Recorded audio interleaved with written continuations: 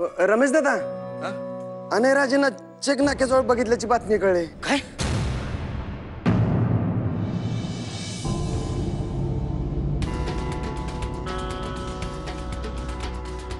दुसरं काय असणार?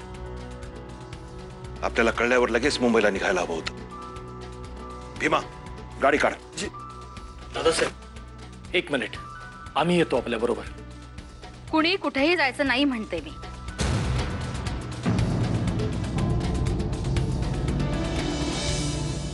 जाऊ त्यात अनयना. भाऊसाहेब? हो, चुकत आमचंच होतं.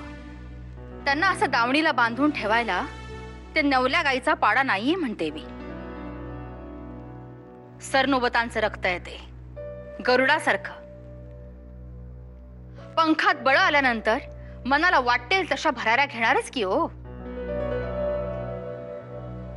पण आऊसाहेब, त्यांनी तुमचा विचार करायला हवा होता, मोठ्यांचा विचार करायला हवा होता.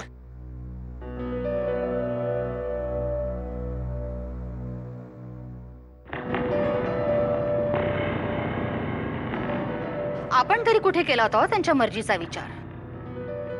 आम्ही त्यांना पाठिंबा देतोय असं नाहीये.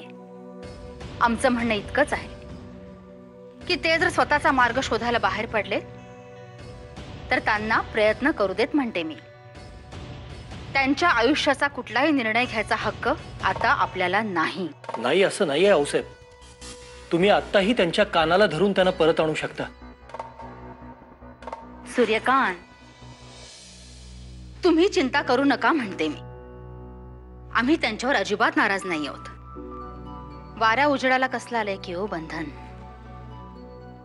तशी त्यांची मुंबईला जायची इच्छा होतीच की ती तर अशी पूर्ण झाली.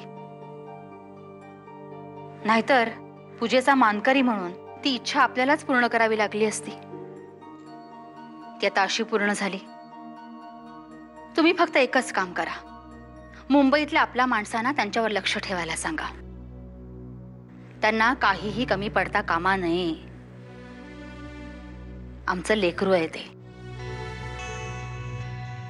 चला निघा आता, खूप रात्र झाली.